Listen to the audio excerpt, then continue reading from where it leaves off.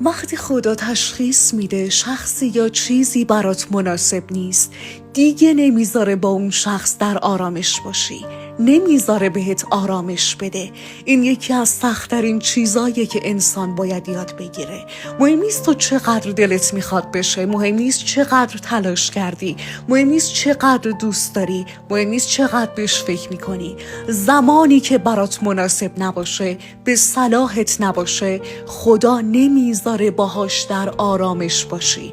و نکته اینجاست که خدا اون چیز یا اون آدمو از زندگیت حذف نمیکنه، میذاره تا خودت باهاش روبرو بشی. خودت باید انجامش بدی، باید اونقدر قوی بشی، اونقدر باید شجاعت داشته باشی که رها کنی.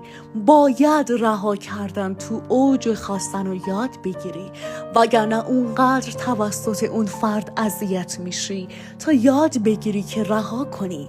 در اصل اینکه خدا نمیذاره باهاش در آرامش باشی، داره برات نشونه میفرسته از اینکه به صلاحت نیست. این راهی که توشی راه درستی نیست، اون چیزی که میخوای برای تو نیست. انقدر خدا دوستت داره، انقدر هوا تو داره، انقدر حواسش بهت هست که نمیذاره چیزی که به صلاحت نیست برات اتفاق بیفته.